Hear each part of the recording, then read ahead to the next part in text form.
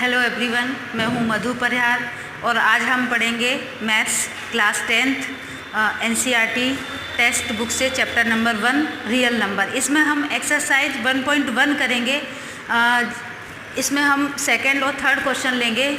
और यदि आपने मेरा चैनल सब्सक्राइब नहीं किया है तो आप उसे सब्सक्राइब कर दीजिए, जिससे आने वाली हमारी सभी वीडियोज़ की नोटिफिकेशन आपको मिल सके। अब हम क्वेश्चन की तरफ चलते। मैंने यहाँ पे एक क्वेश्चन लिया है, so that any positive odd integers of the form 6q + 1, 6q + 3 और 6q + 5 where q is some integer. मतलब हमें ये प्रूव करना है कि यहाँ पे जो ये इंटीजर्स ऑड पॉजिटिव इंटीजर्स दिए हैं ये इस फॉर्म में हो सकते हैं कि नहीं, हमको प्रूफ करना है। जहाँ पे q क्या बताया गया है कि एक इंटीजर्स है। बच्चों, मैंने इसके पहले वाले वीडियो में आपको जो सॉल्व करके बताया था क्वेश्चन नंबर 1, ये पूरा चैप्टर यूक्लिड डिवीज़न एल्गोरिथम पर आधारित है। यहाँ पे भी हम उसी को बेस मान के चलेंगे। ठीक है, हम इसको सॉल्व करते हैं। यहाँ पे मैं लिख लेती हूँ सॉल्व। उसका मैंने आपको फॉर्मूला भी बताया था। फॉर्मूला है डिविडेंड = डिवाइज़र इनटू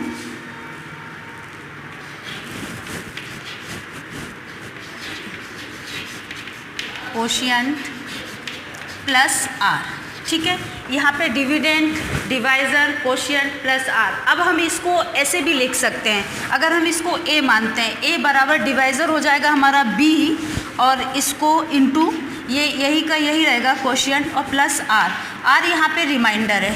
ठीक है, अब हम इसको देखते हैं, क्वेश्चन की तरफ चलते हैं। तो हम ये देखते हैं कि 6q + 1 मतलब ये जो है vq प्लस ये r, तो ये तो हमें एक पार्ट दिया है राइट साइड का, लेकिन लेफ़्ट साइड का पार्ट हमें नहीं दिया है, तो यहाँ पे हमें मानना पड़ेगा। ठीक है, तो यहाँ पे हम लिख देते हैं बाय यूक्लिड डिवीज़न।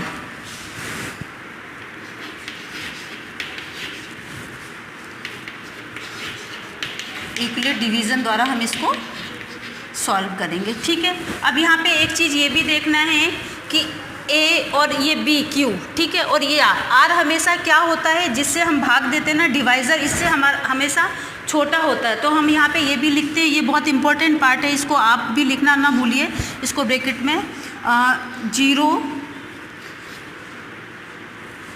छोटा है r से या उसके बराबर होगा, या उससे बराबर होगा या उससे छोटा होगा। 0 r से कभी बड़ा नहीं हो सकता। और जो r है हमारा रिमाइंडर, वो हमारा क्या होगा, b से छोटा होगा। ठीक है, ये b से छोटा होगा। ठीक है, अब हम आगे बढ़ते हैं। यहाँ पे हमको एज्यूम करना पड़ेगा, मान लेते हैं let a b any odd positive integers. ठीक है, मैं यहाँ पे साइड में लिख देती हूँ इंटीजर। ठीक है, तो b हमारा क्या हो जाएगा, यहाँ पे क्या दिया है, b हमारा क्या हो जाएगा 6। ठीक है, b हमारा क्या हो जाएगा 6। अब हम इसको सॉल्व करते हैं। अब हम देखते हैं कि जो हमारा रिमाइंडर है, यहाँ पे मैंने आपको बताया है कि वो कितनी पॉसिबिलिटी हो सकती है रिमाइंडर की। वो 6 से ये जो यहाँ पे दे रखा है 6 से तो कम होगा, लेकिन और उससे देखो कितनी पॉसिबल, मैं लिख देती हूँ यहाँ पे द पॉसिबल रिमाइंडर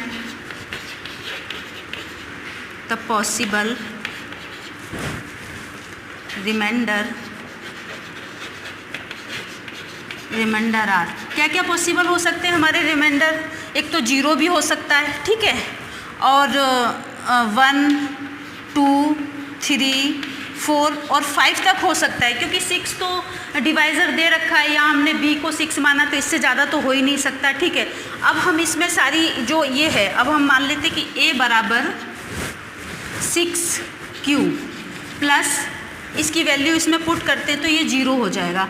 तो ये कितना हो जाएगा 6q होगा, है ना। ये हमारा क्या हो जाएगा ऑड, ये हमारा इवन हो जाएगा, सॉरी ये हमारा इवन हो जाएगा। फिर हम जितने हमने रिमाइंडर निकाले हैं ये सारी वैल्यू हमें इसमें पुट करना पड़ेगी। फिर हम देखेंगे कि जो हमारा ये आ रहा है 6q + 1, 6q + 3, 6q + 5 ये ऑड इंटीजर्स है या नहीं। ठीक है, अब हम 1, ठीक है। अब हम इसको एक समझने का ये भी तरीका है कि यहाँ पे जो हमको q एक इंटीजर्स बताया, अगर हम 6 की टेबल ही लेते हैं, अगर हम 6 की टेबल लेते हैं और 6 की टेबल 1 बार पढ़ते हैं ना, 6 1 जा, अगर इसमें हम ये वाला जो 1 प्लस करते तो ये 7 आएगा। ठीक है, तो ये ऑड नंबर हुआ, आप लोगों को पता ही है, तो फिर ये क्या हो जाएगा, ऑड।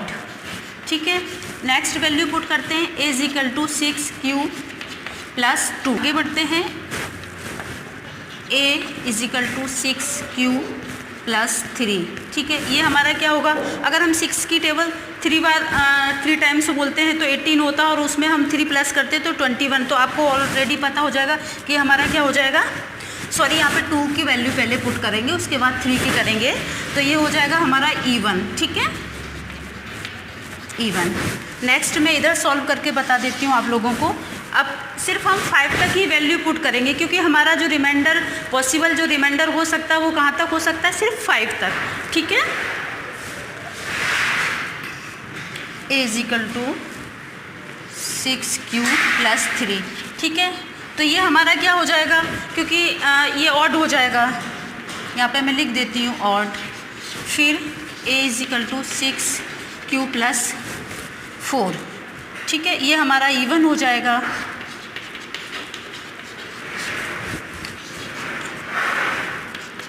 6q + 5। ठीक है, ये हमारा ऑड हो जाएगा। ठीक है, ये ऑड कैसे हुआ ये आपको समझ में आ रहा है कि अगर हम 6 की टेबल यहाँ लेते हैं और 6 की टेबल का अगर हम टेबल बोलते हैं और फिर इसमें जो हमको जो रिमाइंडर प्लस करना है तो उससे हमने निकाल के देखा। ठीक है, अब यहाँ आंसर के रूप में हम लिख सकते हैं, सो यहाँ पे ऐसे लिख दीजिए आप answer, so therefore any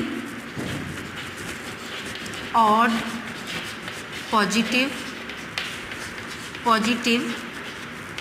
integers कौन कौन से हैं, ऑड इंटीजर्स मैंने यहाँ लिख दिया। अगर आपको क्वेश्चन में कभी घुमा के भी पूछते हैं और अगर इवन पूछते हैं तो आप इवन भी लिख सकते हैं, लेकिन यहाँ पे क्वेश्चन में सिर्फ ऑड पूछे हैं तो मैं यहाँ पे आपको ऑड ही लिख के दे रही हूँ। ठीक है, कौन कौन से हैं जो यहाँ पे दिए हैं, 6q + 1, 6q + 3 और 6q + 5। ठीक है, ये हमने प्रूव कर दिया है जो हमको क्वेश्चन में पूछा है, और इसको हमने किससे किया है, इक्वली डिवीज़न द्वारा किया है। अब मैंने यहाँ पे थर्ड क्वेश्चन लिया है, an army contingent of 616 members is to march behind an army band of 32 members in a parade. The two groups are to march in the same numbers of columns. What is the maximum numbers of column in which they can march? मतलब इस question में ये पूछ रहे हैं कि ये कोई आर्मी की टुकड़ी है जिसमें इतने मेंबर्स हैं और उनको किसके पीछे चलना है, जो 32 मेंबर्स हैं इनके पीछे चलना, मार्च करना है, तो कितने कॉलम में वो मार्च करेंगे। ठीक है, इसको भी हमें यूक्लिड डिवीजन मेथड द्वारा ही सॉल्व करना है, तो हमें इसमें हमें एचसीएफ निकालना है। सॉल्व करते हैं हम, सॉल्व।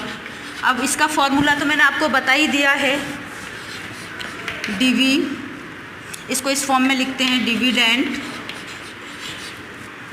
= डिवाइज़र इनटू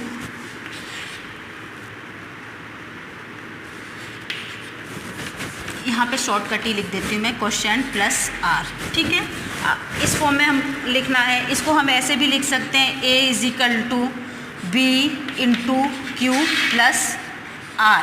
ठीक है, इसको सॉल्व करते हैं। अब हम यहाँ देखते हैं कि ये इससे बड़ा है, तो हम इसको लिखेंगे 616 बड़ा है किससे, 32 से। ठीक है, तो हम यहाँ पे क्या करेंगे, इसका डिवाइड करेंगे, इसको हम डिवाइज़र मानेंगे और इसको डिविडेंट मानेंगे। ठीक है, 32। ठीक है, अब हम टेबल पढ़ते हैं 32 की, तो ये 1 टाइम ही जाएगा। ठीक है, इसको हम माइनस कर लेते हैं 9 और ये 2, ठीक है। इसको हम वापस यहाँ उतार लेंगे। अब हम देखते हैं कि ये सॉल्व हमको एक स्टेप में इतना करना है। मैंने आपको पहले भी बताया कि जब तक हमारा ये जो डिवाइज़र है रिमाइंडर से कम होना चाहिए, अगर ज़्यादा होगा तो वैसे ही उसमें भाग जाएगा, ठीक है। अब हम इसको ये जाएगा, हम एज्यूम करते हैं ये 9 टाइम जाएगा, ठीक है।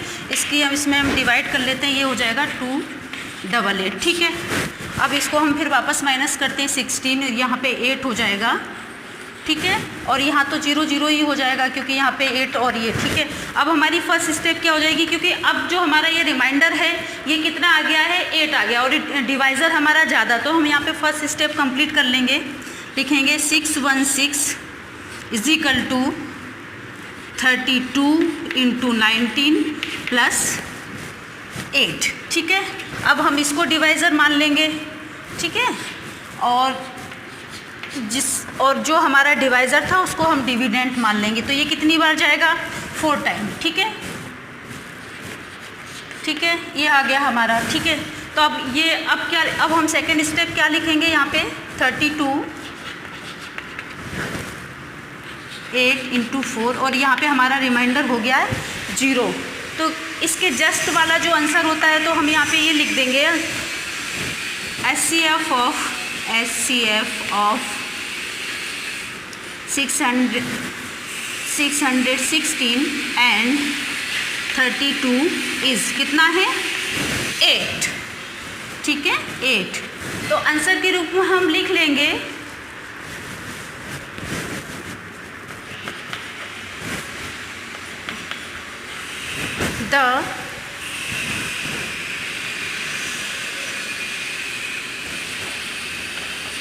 they can march कॉलम्स कितने, 8, ठीक है।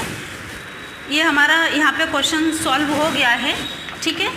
यहाँ पे कितने कॉलम में वो लोग मार्च कर सकते हैं, मैक्सिमम कॉलम 8।